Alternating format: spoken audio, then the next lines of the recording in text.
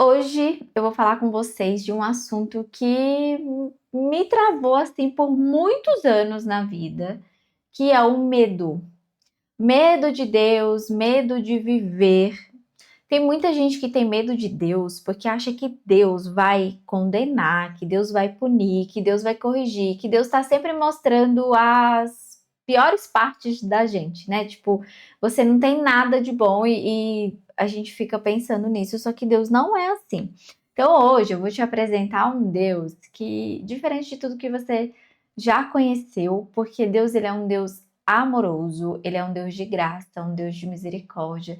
Eu tenho experimentado muito assim que as misericórdias do Senhor se renovam a cada manhã. E eu medito nisso todos os dias, porque, gente, só o fato de acordarmos já é um grande motivo de olharmos para Deus e agradecer e dar graças ao Senhor, mesmo que sua vida esteja um caos, Ele tem um propósito na sua vida. Então, hoje eu vou falar aqui um pouco com vocês sobre isso, porque por muitos anos eu fiquei escrava do medo. Eu sentia uma opressão muito grande. Então, eu ia dormir com medo do amanhã. Os principais medos que eu sentia era medo de ficar sozinha. Será que eu vou ficar sozinha pro resto da vida? Eu tinha medo, gente, de pegar ônibus e não saber o que ia acontecer comigo no meio do caminho. Quando eu comecei a andar de moto aqui em São Paulo, eu já andava de moto na cidade onde eu morava, no interior. E eu também sentia medo de pilotar lá. Eu tinha medo de tudo, literalmente eu tinha medo de tudo. Por quê? Olha só, nossos pais, eles têm um papel muito importante na nossa vida. E assim, hoje, gente, não é ter remorsos, não é ter mágoa dos pais, mas é que tudo colabora para ir formando quem a gente é. E a gente vai sendo formada pelos nossos pais, porque é eles que nos educam, né? Então a minha mãe, nós somos em três. E, gente, ela foi mãe muito nova e eu acho que ela adotou isso na vida dela para ela poder ter um pouco de controle sobre a gente, porque eram três mulheres e a gente brigava absurdamente dentro de casa. Então a minha mãe usava isso como: se você não chegar em casa a tal hora, seu pai vai te matar. Se você fizer tal isso, seu pai vai te matar. Se você fizer assado, seu pai vai te matar. E eu, gente, diferente das minhas irmãs, eu acho que elas não cresceram com isso na cabeça delas, mas eu associava tudo a isso. Se eu fizer isso, meu pai vai me matar. Eu vou decepcionar meu pai vai ficar chateado comigo. Então, como eu sempre fui muito assim intencional e guardava as coisas assim de forma radical, eu cresci com isso. Então, quando eu cheguei aqui em São Paulo, eu não imaginava que eu ia para a igreja, porque eu não nasci num lar cristão. Então, eu cheguei aqui em 2010. Em 2012, eu comecei a ir para a igreja. Eu comecei a fazer um curso de depilação. E todos os dias que eu ia para essa escola, eu passava em frente à Igreja Internacional da Graça. E, gente, pasmem, eu comecei aí, o ponto de ônibus era em frente à igreja, eu ouvia uma voz assim, bem no meu interior. Eu estou te esperando aqui. Eu falava, gente, que loucura, eu tô ficando louca. Eu não falei nada pra ninguém. E isso aconteceu 3 vezes. Então eu chamei uma amiga para me levar na igreja, porque eu não queria ir sozinha, eu tinha vergonha, eu tinha medo de como as pessoas iam me receber lá, porque a minha autoestima, a minha autoimagem era muito baixa. E aí ela foi comigo, também só foi me levar, gente. Depois ela não quis ir mais, mas dou graças a Deus por ela ter me levado. E pasmem, eu comecei a ir para a igreja e tudo era na medida do esforço. Então eu pensava assim: quanto mais eu for para a igreja, mais Deus vai me receber, mais Deus vai me amar. Olha a legalidade, olha a religiosidade. Então eu ia para a igreja, mas mesmo assim eu sentia medo de Deus. Então eu sentia tanto medo, por quê? Porque eu também não tinha me decidido ainda se eu queria ficar na igreja ou se eu queria ficar no mundo e sair com as amigas e ir para balada. Tudo isso, gente, por mais que seja um caos, Deus ele está usando tudo isso para nos atrair para Ele, porque o amor dele é tão imenso que se a gente for parar para querer entender as coisas, a gente vai enlouquecer. Então eu comecei a ir para essa igreja, fiquei lá. Eu acho que eu fiquei uns 8 meses a 1 ano para me decidir se eu ia me batizar ou não. Até que eu resolvi me batizar, mas eu me batizei com medo.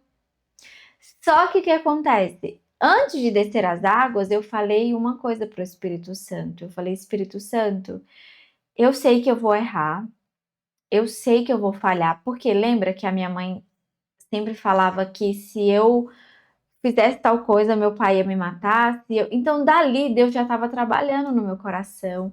E aí eu falei assim: eu vou falhar, mas eu te peço que sempre me traga de volta aos pés do Senhor.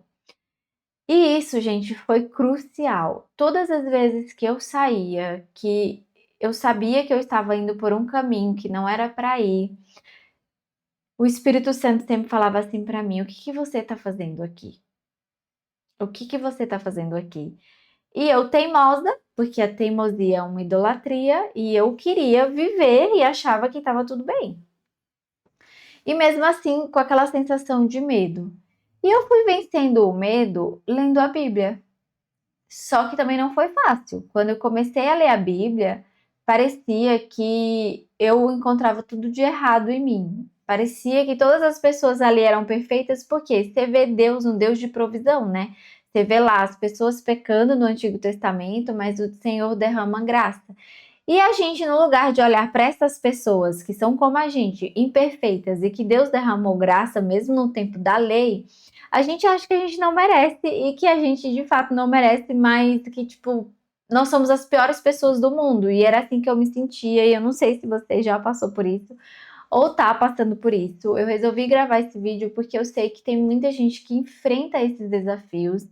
E como foi que aos poucos essa legalidade ela foi saindo da minha vida?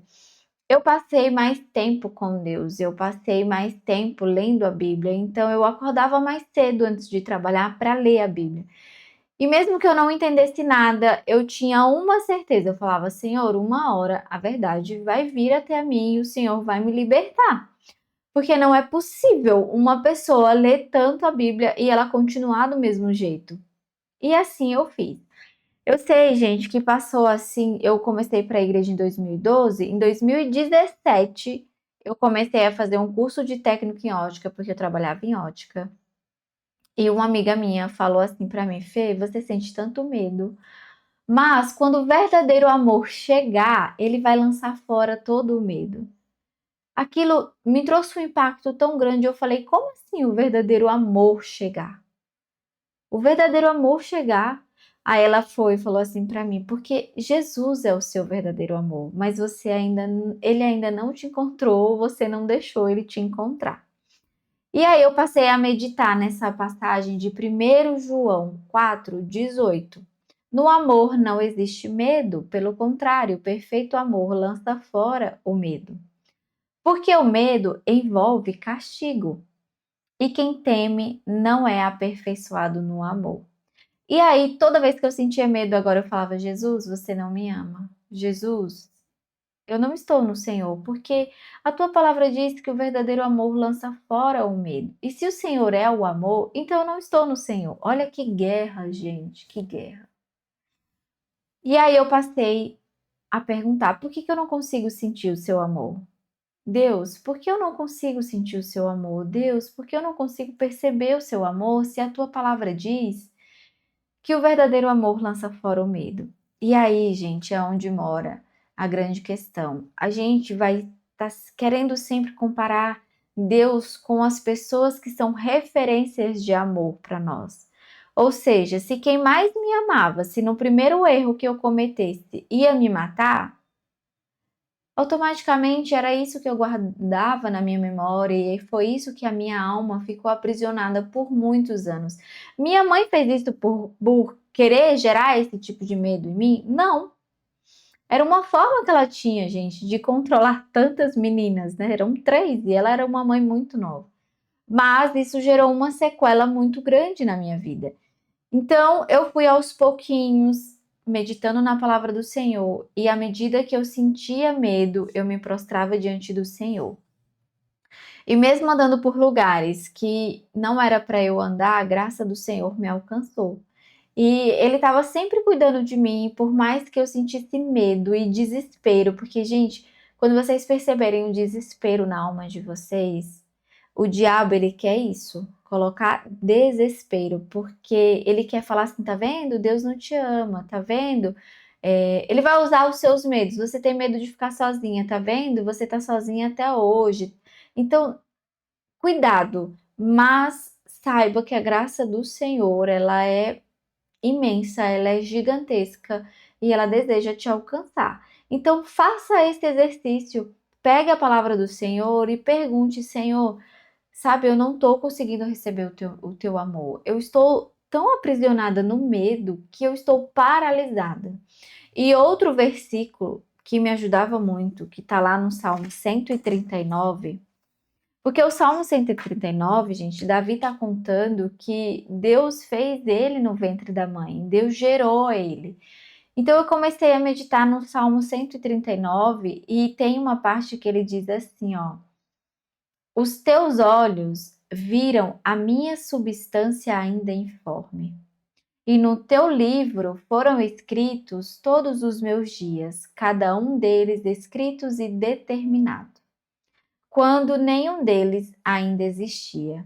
Que preciosos para mim, ó Deus, são os teus pensamentos, e como é grande a soma deles. E aí eu falava, Deus, todos os pensamentos que vêm à minha mente são pensamentos de derrota. Eu ainda não consigo ter a dimensão dos seus pensamentos para mim. Deus, me ajude a entender a dimensão dos seus pensamentos, porque eu estou aprisionada em pensamentos de derrota. Então eu lembro, gente, que eu fui tirar a carta de habilitação, né? E nos meus momentos de aula de moto, que a moto era algo que eu aprendi a pilotar quando eu ainda era de menor lá no interior, e o meu pai me deu minha primeira moto.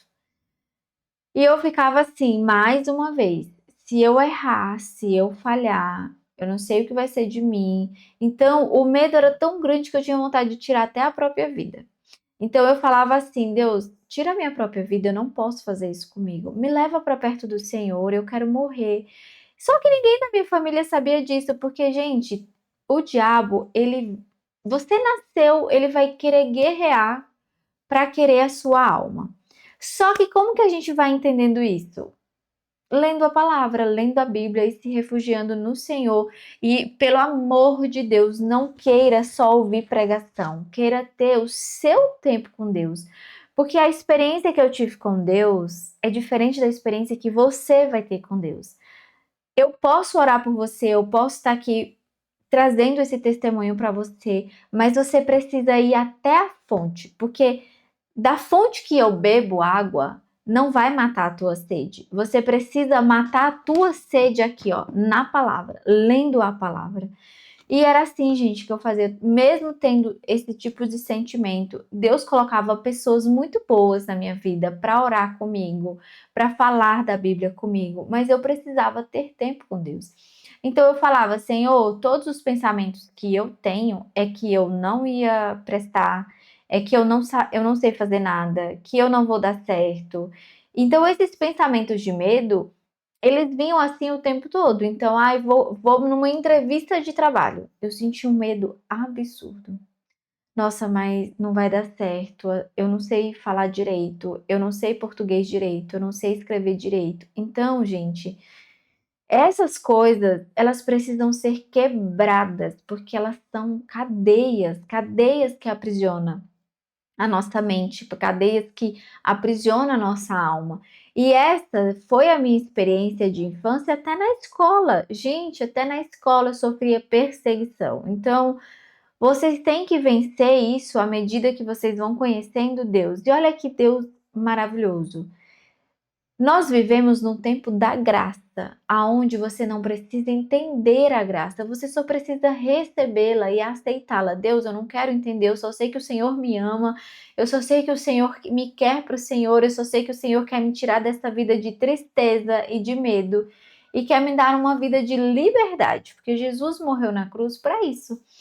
E eu tô fazendo um estudo de Romanos que, gente, eu só comecei a entender a graça quando eu passei a ler o livro de Romanos, porque é um questionamento tão grande de pessoas querendo viver debaixo da lei.